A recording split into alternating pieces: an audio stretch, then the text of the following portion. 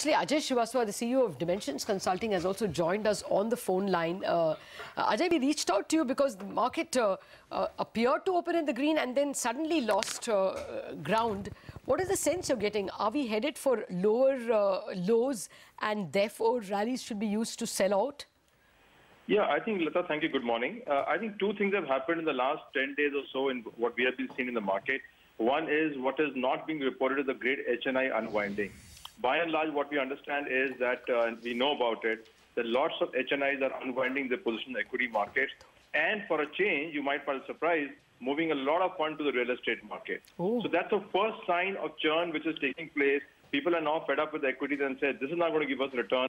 At least the real estate is, I think, looking up. It will turn around, do something. So the first big HNI unwinding has already started happening in the sector. And if you look at Mumbai, if you look at down south, people are moving a lot of money out of equities into real estate. So I think this is the underlying market dynamics that although the institutional money is still coming in, the HNI money is one which is walking out of the door. Okay. Actually, you know, that's true, Ajay, because even in Mumbai, in some of these premium real estate makers like the Oberois, the Godrej properties, their new projects are doing really well. So that money has to come from somewhere. Maybe it is coming from the equity markets. But what about the non-HNI retail community? I mean, they've been investing quite a bit in the mutual funds space. Are you noticing some kind of redemption or pulling out of money? No, they're not pulling out the money. You know, they are, I'm sorry to use the terminology a little bit, saying that they are looking like a shocked birds in the front of the flashlights coming towards them. So they don't know how to react at this point of time. And I think this realization will slowly dawn on them that, listen, the El Dorado of equity 20% return is not happening.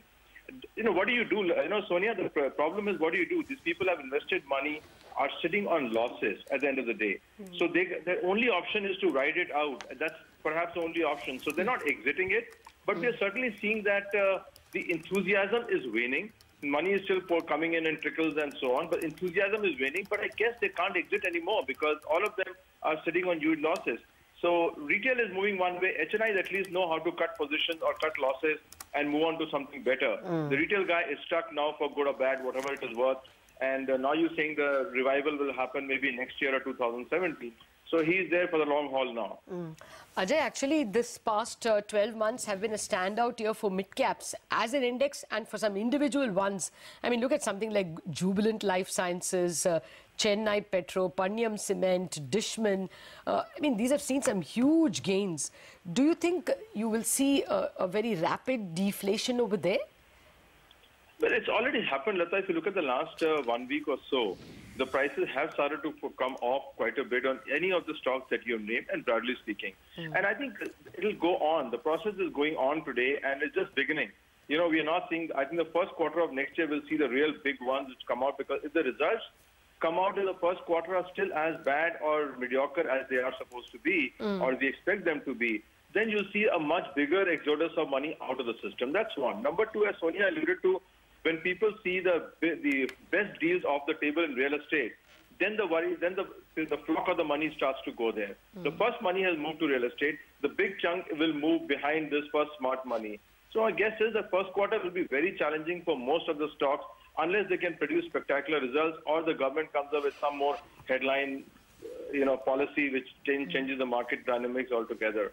Okay, by the way, the mid-cap index has at the moment moved into the red. They all started with 0.5% gains nearly, the Sensex, the Nifty and the mid-cap index. At the moment, the mid-cap index is down, not a whole lot, but it's still about 0.7% of the morning's highs itself. And some big cuts coming in stocks like ABG Shipyard, which never should have gone up in the first place.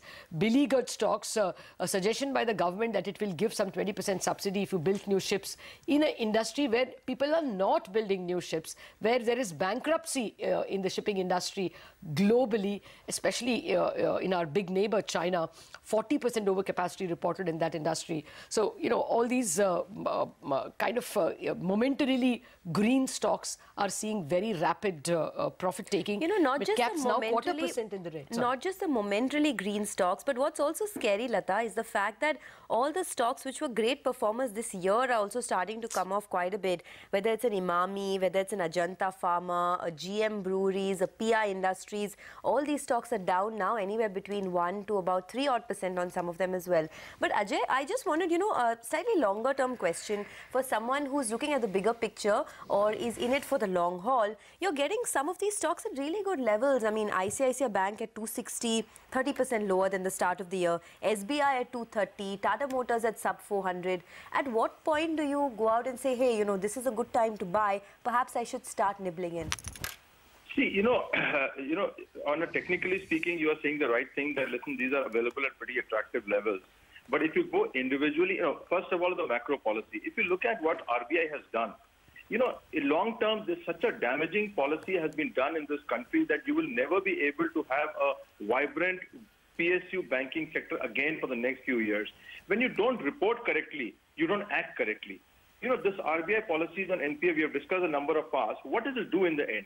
It will have a bunch of NPAs sitting on the books masquerading as standard assets. No matter what the RBI governor says, the effect of his policy is that. Number two is, what your banks are doing is, the big guys go away, the smaller companies which employ people, which are really the backbone of the economy, those are being targeted by the banks by selling houses, factories, and shutting them down by the DRT route, etc., etc. So you're seeing the bulwark of Indian economy, which is the SME sector, which is the medium sector, is being hit very badly by these banks. In that scenario, now you extrapolate and say, will the stocks do well? Perhaps some will do well. There will be a revival in the market. It will touch its bottom. It will go up. Okay. But if in a longer term scenario, I think if the yields are back to where they were pre the rate reduction. If you look at the RBI failure that the rate reduction happened, but the gilt yields are back where they were. If Lata, I think, is an expert on that. So I think there is a failure, and I think the RBI should come up and cleanly say what is this NPA policy going to be, because the banks, and if banks are not lending, the economy can't move.